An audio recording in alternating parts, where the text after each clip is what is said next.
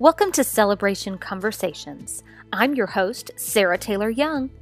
Join me each week as I talk to singer-songwriters, artists, and friends about how they have turned their pain into purpose. Here at Celebration Conversations, it is my hope that you find motivation and celebration in your own journey.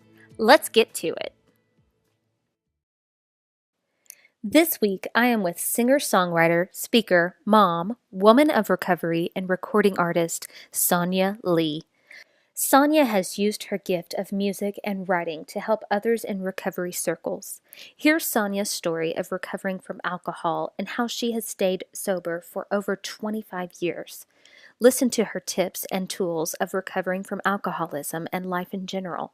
She believes we are all recovering from something, am I right? Follow her on Instagram at Sonia Lee Music. Visit her website at www.sonialee.net. All right. Well, today I am with Sonia Lee. How are you doing today? So glad to have you. Thank you. I'm doing really well. Thank you. Thanks for having me. Yes. So tell me a little bit about yourself. And we met through Global Songwriters Connection.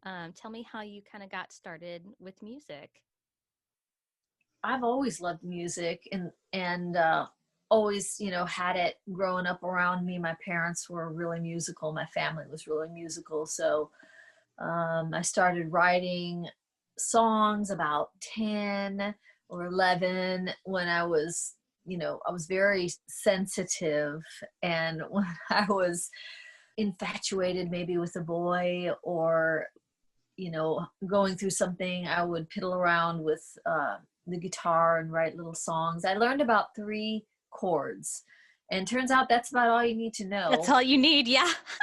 to write a song. I still feel that way because I don't have many more chords than that today, years and years later. So yeah, I've always been musical. My grandfather was really musical, my parents both, so it's kind of in the blood.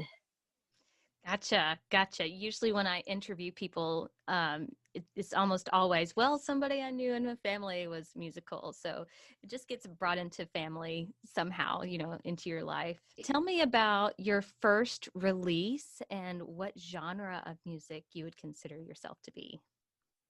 My genre, it's a little eclectic. When I first came here, my first album was a Ukrainian folk album, which is really a little off the beaten path.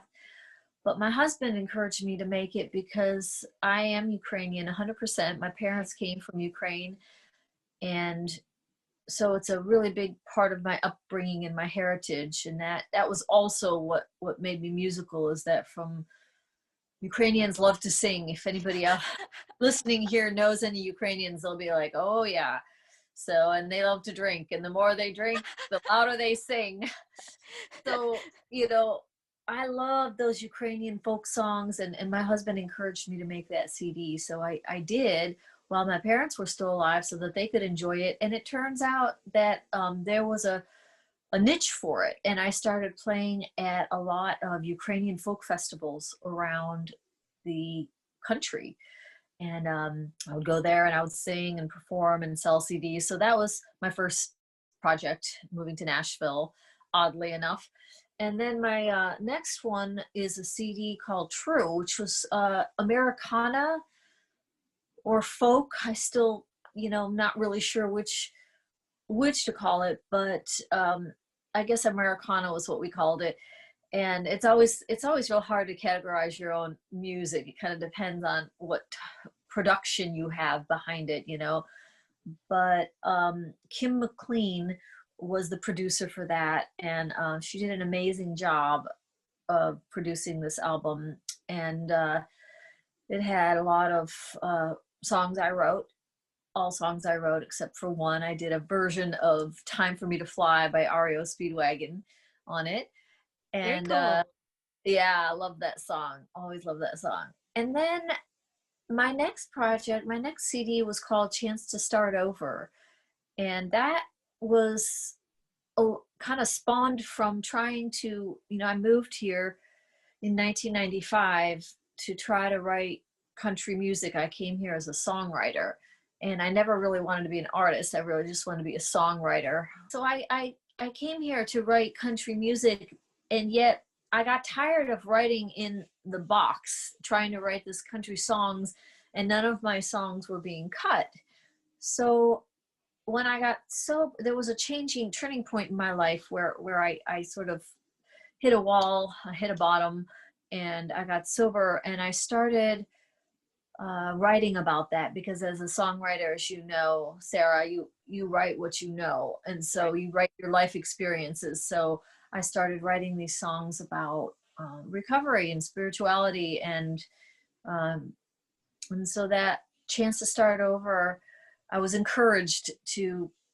I wrote enough songs that I had enough songs for an album, and I was just encouraged to put them on an album, and that did so well in the recovery community that I decided to make another album called Butterfly a few years later.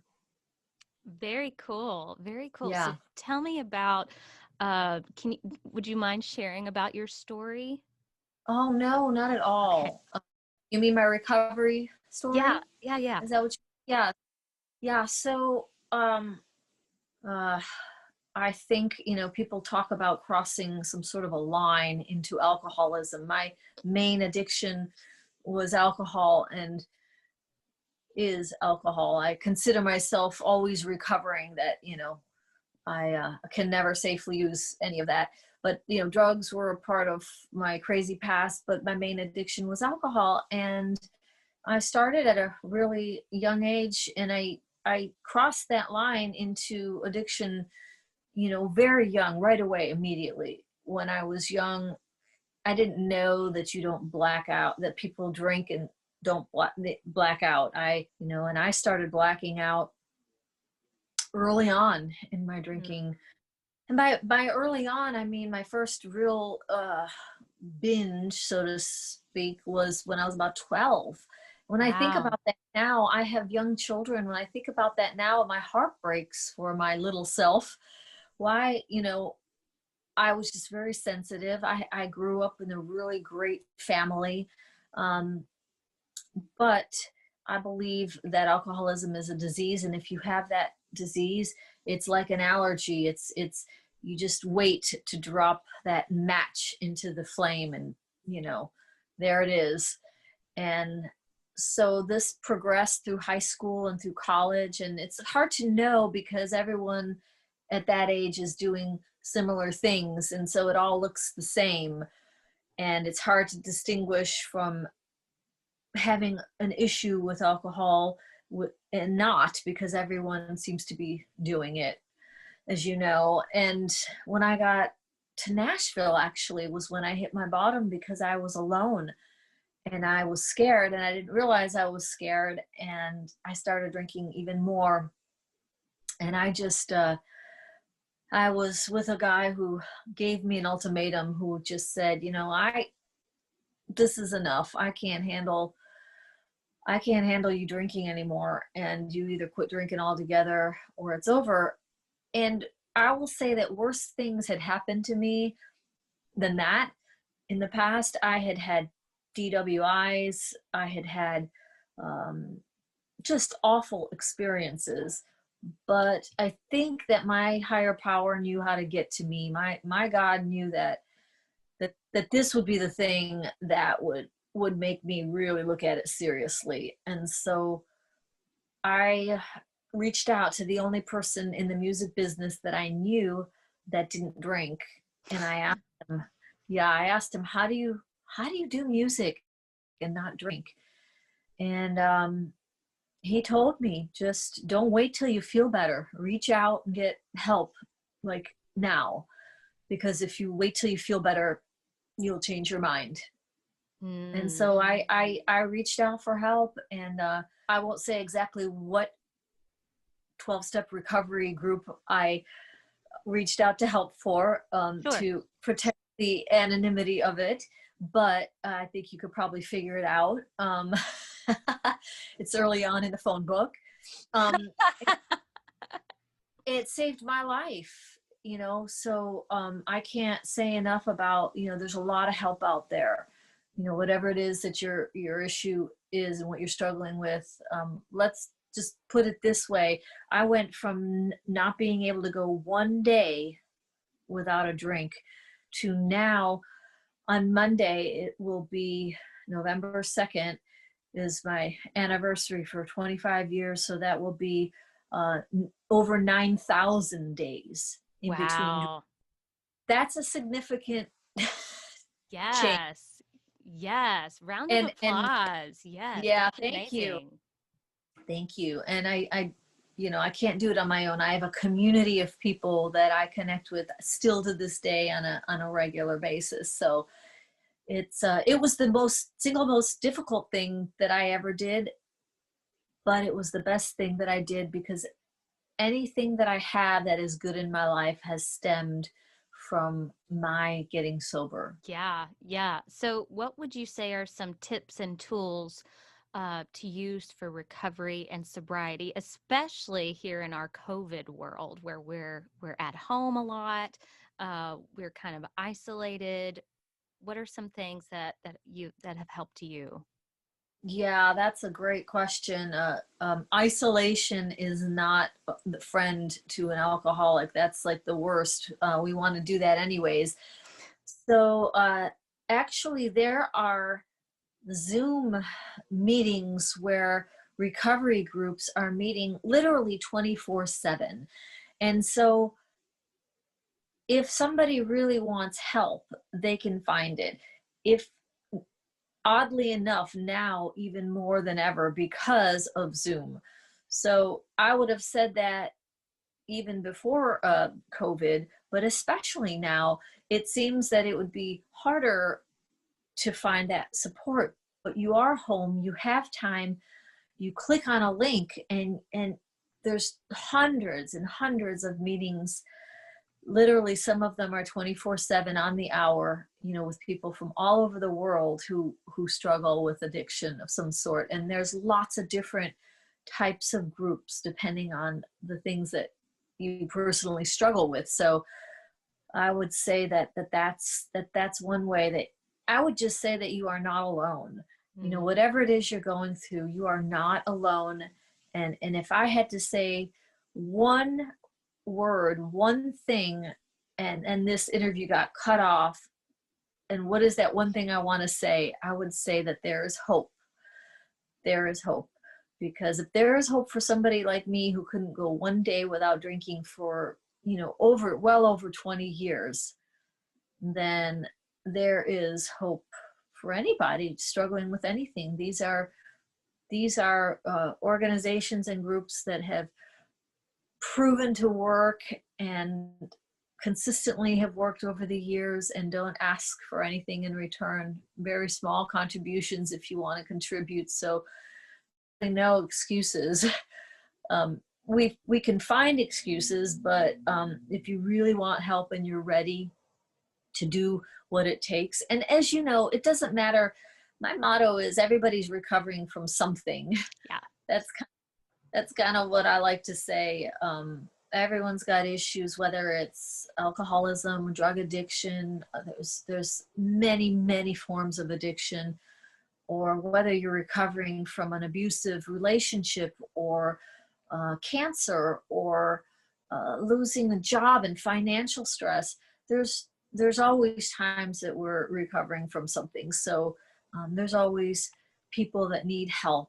And what I have known is that as a community, it's easier to do than to do it on my own. And like I said before, I tried. It's not that I didn't try to get sober. I had made the connection with having a problem and my drinking. I had made that connection that there is something really wrong with me. And I knew that because people would say, Sonia, there's something really wrong with you. And something seriously wrong. Like, why can't you just drink like, one or two? Why do you have to go balls to the wall? And why is it that all these things have to happen? And I didn't really know the answer to that. But I went from not, from drinking, like I said, every day, to going, that was the main difference, is that I started that connection with other people who were struggling as well. So, what were some of your other coping mechanisms? Like journaling, was songwriting one of those ways, or did it kind of pull you back in with the music scene? What were some of those other things you did? Yeah, well, will say at first I was such a hot mess because drinking wasn't my problem.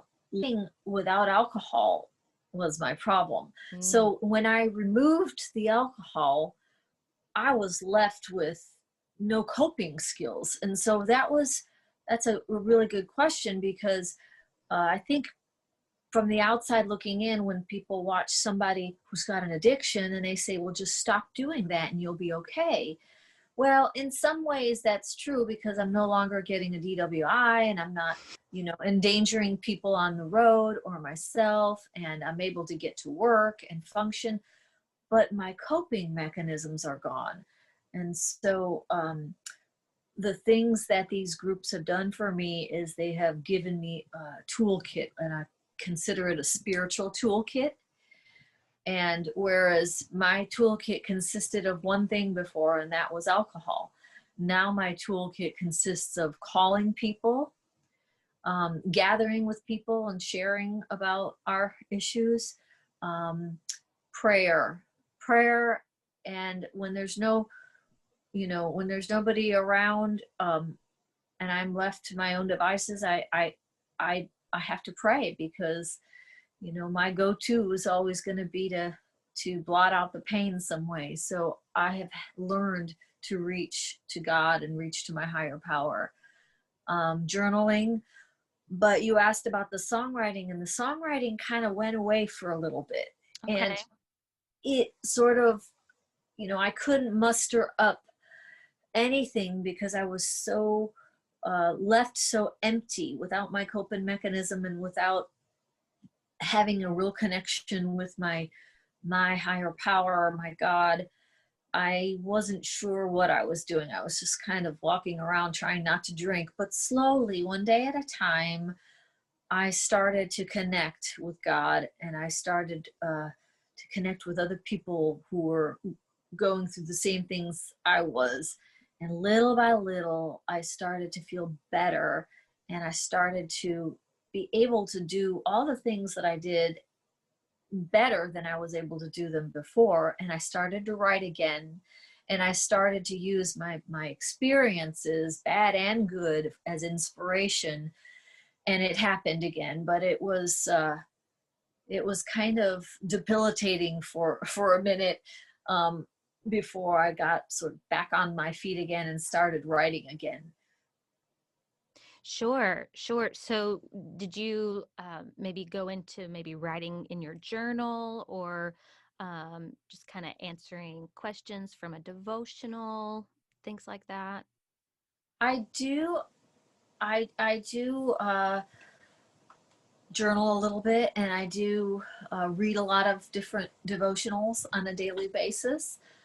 But I think the ideas for the songwriting, if that's what you're asking, the ideas that I came up with were more from my new life experiences, my new uh, and my past experiences, of how it was more about my spiritual journey now. Would you say that sobriety would have been easier or harder? I think I know the answer, but do you think that it's easier with God in it, or some sort of higher power? There is no way that I could do this without a higher power. I, I was my own higher power, I thought, or alcohol was my higher power, or some relationships. Whether you like it or not, you are making something your higher power. And my experience has been that having God as my higher power, um, at first it was a support group that was my higher power, but having God as my higher power works a lot better than alcohol. I'm going to be driven by something, and I'm going to be guided by something. And my go-to prayer is, God, if I'm going to obsess over anything, have it be you. Mm. And when I do that, it just kind of snaps me out of whatever it is I'm obsessing over and gets me back on track. Like, how can I be useful to others? And really, that is my purpose today. Getting sober made me realize that I have a purpose, because now I have this unique experience. We all have our unique experiences in life. And I believe that that is our purpose then in life, to share those experiences in a way that could be useful to others. So my bad experiences are, yes, I talk about them and I share about them just so that I can have a connection and relate to the people who are maybe newly sober. But they are mostly for me to show and people, look, you can do this. You can live a sober, healthy life. I truly did not believe that I would ever have fun again in my life. When I decided that I went to my first recovery meeting, first of all, I just wept, because I realized, oh no, I'm one of these people, and I'm and one of them. I'm one of them, and I'm an alcoholic. And I thought I was supposed to be drinking out of I thought an alcoholic was drinking out of a paper bag under a bridge. I didn't know I could be one of them. And I didn't like that I was one of them, but I was also very relieved. And like I said earlier, I had hope, because all of the people in that room had struggled with the same addiction, and they were all sober for a month, 6 months, 90 days, a year. I couldn't fathom that. I couldn't go one day. So it's a, yeah. And I have I had a mentor at one point who said, I'm an earthling and God speaks to me through other earthlings.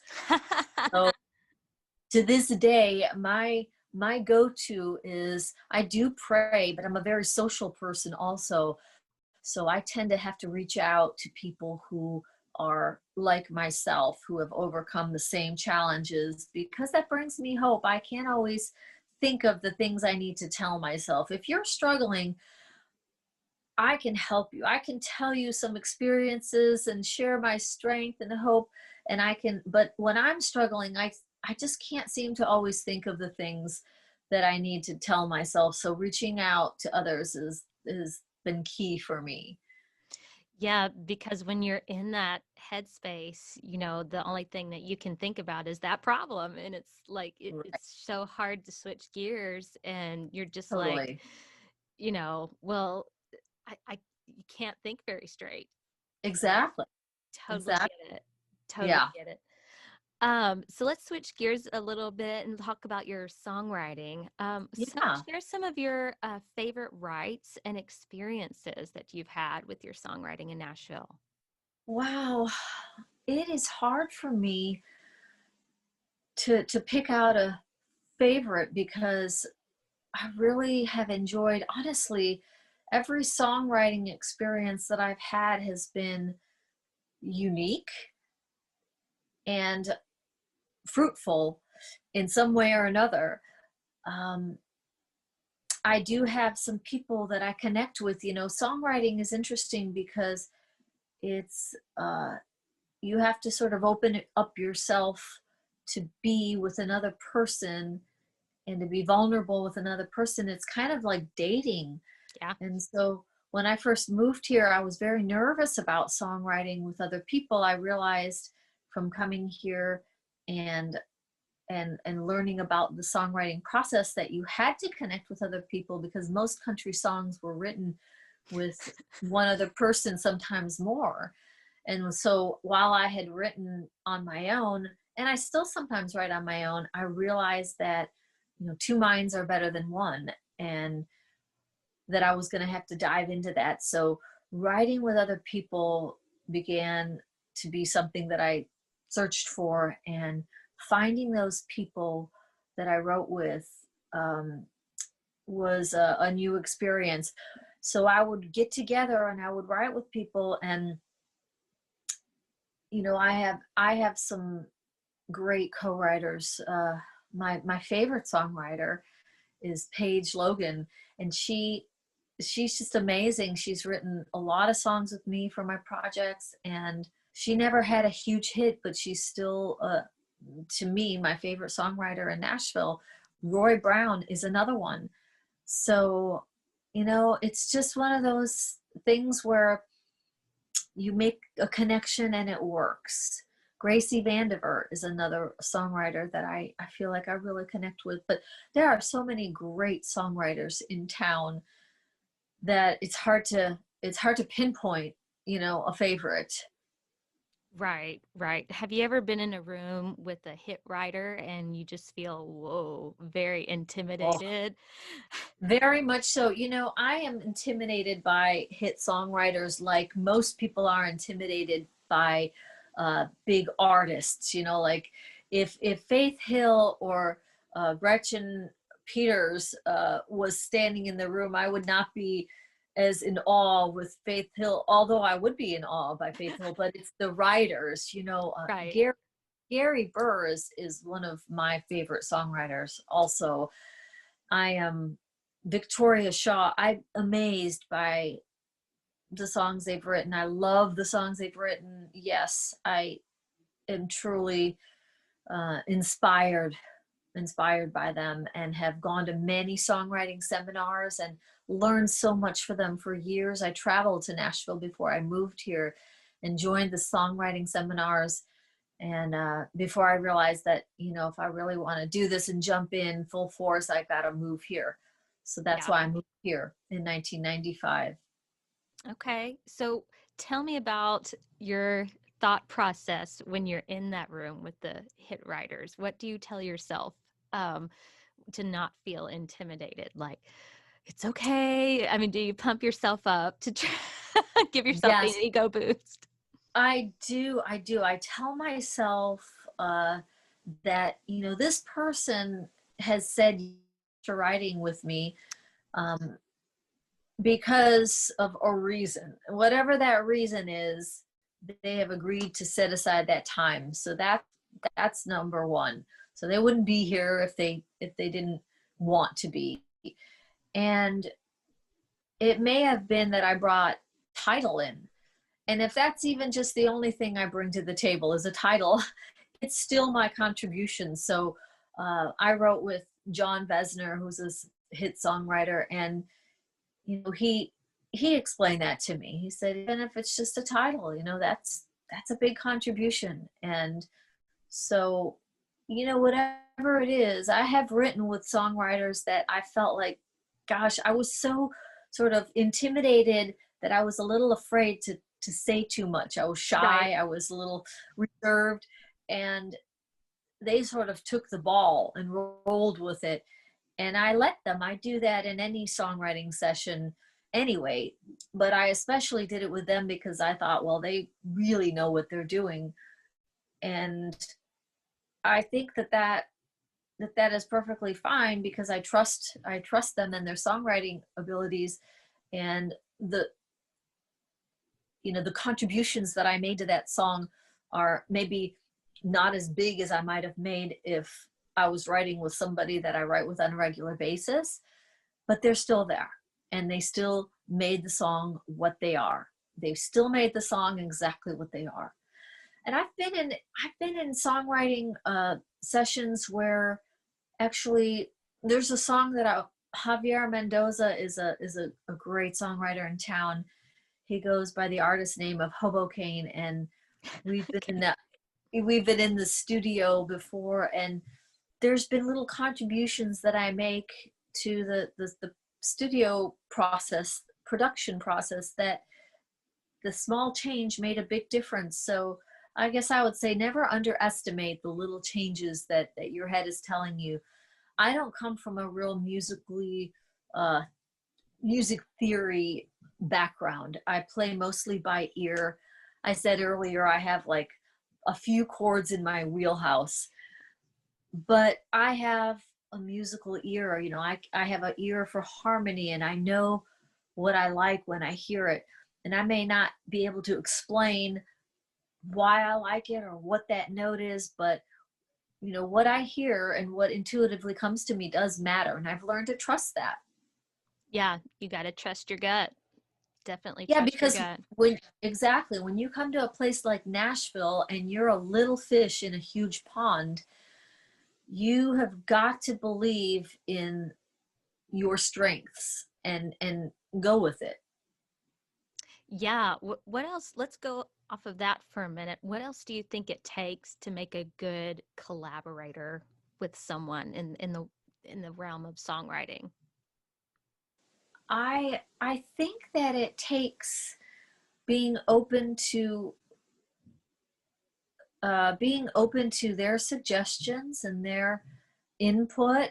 And I think it just takes being a give and take. It's like a relationship. Any relationship has to have some give and take. And I think it takes, I can't think of the right word, but I think it takes some just open-mindedness open-mindedness and being willing to let the other person roll with what they've got going in their head. Yeah. So what are some things that you don't want to do when you're going into a co-write session? What do you not want to do? I don't want to go in with a mindset that this is how it's going to be and this is what Yeah. we're going to write, because I know that the more open I am, the more avenues we have to write a good song. So I just try to be as open-minded, as I can. Yeah, you have to be easy to work with or just, I mean, you don't want to be a doormat, but That's you right. you don't want to be this strong, no, it's got to be my way or the highway Right. kind of thing. You've got to have Right. some give and take. Right. So, And I am the sort of songwriter that I need to sit with something for a while. So I'm actually not a fast songwriter. I have a lot of friends that are very prolific at songwriting and they churn them out, but I usually have to sit with it and rewrite and come back and rewrite it again. So, um, I have to sit back and think about it for a while.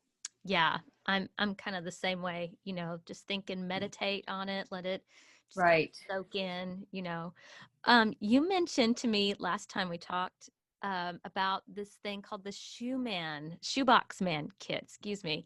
What is that and how did it come about? I just thought it was an amazing concept. Yeah, so the Shoebox Man Kit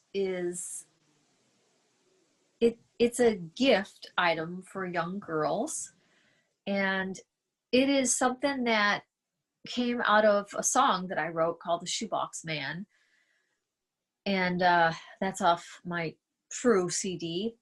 And the song is about a grandmother's advice to her granddaughter about choosing the right man.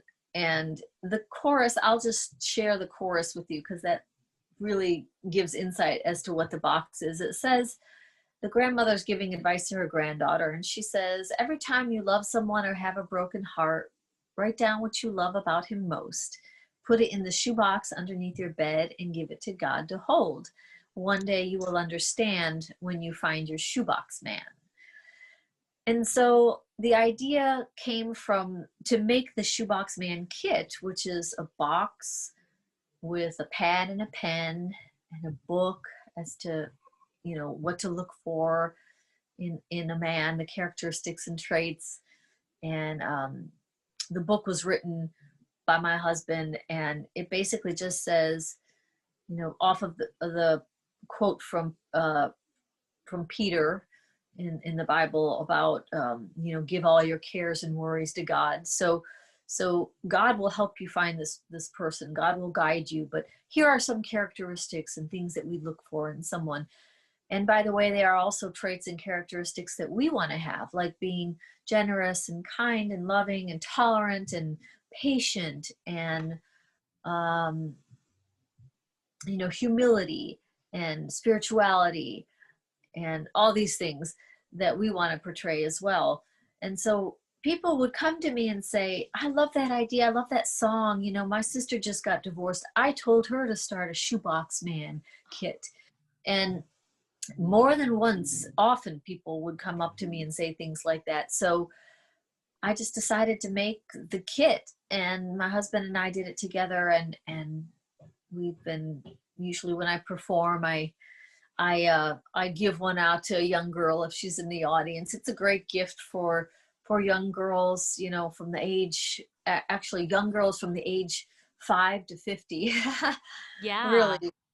We meant it for tweens, but like I said, I find that a lot of people who are older, who never really put much thought in what they were looking for, who they were looking for, myself being one of them, could use something like this, could use a guide. It's funny, I would put more thought into what type of refrigerator I would buy than the characteristics of the person I was looking for to date, you know. If he was cute and you know, cute and funny and you know, had tattoos and ripped jeans, you know, my my, you know, things that I looked for. So Yeah. I think that having intention, starting planting the seeds that we can give a young girl, that look, these are the things we look for. You know, one day when you get older, you're going to get married, and this is not a something. This is not a dating thing. This is about Right. planting seeds so that young girls and know what to look for one day, and that realize that those are important. Not tall, dark, and handsome, you know, not the fairy tales and the movies that we watch from 3 on, um, but really, what are the characteristics that you know, that we learn, you know, from our spirituality, that are important. Spiritual people aren't rude. Spiritual people don't hurt one another, and aren't abusive. So there are things that we need to look for. What are those things? And I think teaching these to a girl at a young age are really, really important. Yeah. I mean, I have a daughter myself. I think you said you have one as well. I have 2 boys, so Okay, no. so just kidding. Yeah. But you know, any girl moms out there, just think about how your husband interacts with you, because someday that's who your child will pick. You know, that's the example they are given. And I'm so blessed to have my husband now. My previous husband, I could not say that about. In previous relationships, I could not say that about. So it's just, I just thought it was a beautiful, beautiful idea. And I would love to use the Shoebox Man Kit in my conferences one day. That would be Oh, awesome. That would be I so. will, and yes, I will give you one for your little girl. Oh, that would be great. Yeah. Yes. So tell us about like where we can go and maybe buy one, purchase one for a friend or family. Yeah. Well, you can email me. I have a website, sonialee.net. You can get my email from there. I do have shoeboxman.net. Okay. And I live in Nashville, so I have a studio. Most songwriters in and artists in Nashville, a lot of us have other jobs. A Yes. hairdresser. So I own a small studio in the Hillsborough Okay. Village area. So if you live in town, I can easily get one to you. That'd be a real easy way. And I put them in nice bags with pretty paper.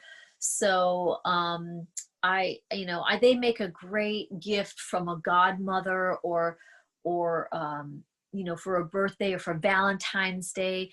They are a great gift for. The book itself is a wonderful book for like a father to read with his daughter, or a grandfather to read with his granddaughter.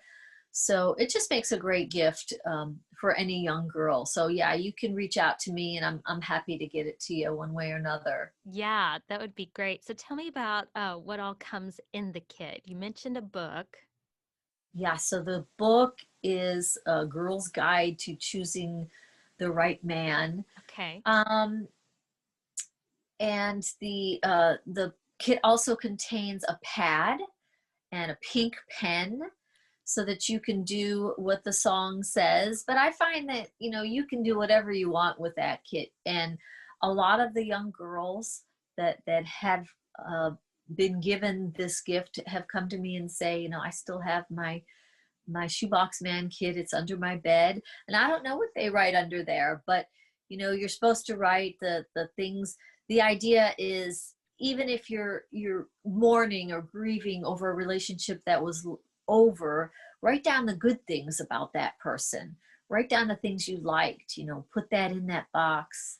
And each time that you have a relationship, you do that, and you will, or maybe write down things that now that are not good for you. And you have all these things to refer to then, and look at. And so, yeah, so the keepsake box is really pretty too. It's a pink box with hearts on it. And so Oh. the sturdy box. Yeah, yeah, this speaks so much to my own story, because when I was in the midst of kind of going through my divorce with my first husband, I felt very unloved, and I remember I was in my car and I was going through just all these emotions. Should we get a divorce? Should I just wait it out? Should, all of these what if questions. And then I remember praying in my car, God, I want these qualities in my Mm. husband, whether that's the one I have right now or the one for the future. I pray that you would show that to me. And it was maybe 6 months after that, my previous husband decided he was not that one. So I said, okay, Lord, that's my answer. That's how I know. I mean, my previous husband said he would not go to counseling, would not do the work. So I was just like, okay, well, I'm out. I can't um, do it this way anymore. And it was about 6 months after that I met my husband now. And we had our first meeting. And then shortly after, we had our first date. And as I got to know him, I crossed every little thing off of my list. So I had my own kind of shoebox kit, shoebox Yeah. man kit in my Yeah. brain. It wasn't a Yeah. tangible one, but yeah, that's just that that resonates so much with my story. That's And it awesome. came true, and it wasn't like I wished upon a star. I prayed to God, Lord, Yeah. please help Yeah. me with this. This is not a Yeah. Disney movie. Yeah. Well, exactly. And that's the thing, is that you have to know what you want, and you have to ask God for it. I believe it's okay to ask God for what we want. If God doesn't want us to have it, he's not going to give it to us. So, Right. but we have to ask. And in order to ask, we have to be aware of what it is that we want. So, um, thinking it, I find that writing it down is really useful, because then it becomes even more tangible. When I write things down, that's the thing about journaling and writing things down, it becomes more real. And so if you don't know what you're looking for, you don't, it's going to be hard to find it. So the way that I thought to write these things down was somebody told me to. I didn't think of that myself. It was somebody said, why don't you write down the things you're looking for in a future relationship? Write it down. And I remember thinking, you can do that? Like, I thought you just end up with people. Like, what? Really? Okay. All right. But now I look back at it and I think, how silly to not know that there are qualities and characteristics that you need to look for. How important that is. And, Mhm. I think that I'm not blaming anybody for it. Um, my parents' generation was different. But now that I know that that's important, um, I can use my book. I know I said I have boys, but I will be using that book to show my boys. It works for the brother of the little girl Ooh. you're giving, because I will show them, look, this is, and I've had many people say, why don't you make a Shoebox Man Kit for a boy? And I'm like, well, that's not going A to little happen. weird. Yeah. Yeah, it's a little weird. but I have done youth groups where my husband's gone and talked with the boys, and I've talked with the women. Because Awesome. as a man, he can go and talk to the boys and say, look, these are the things that we want to be. These are the characteristics that, these are important. So, yeah, it's very important to know what you're looking for, or else you're not going to find it.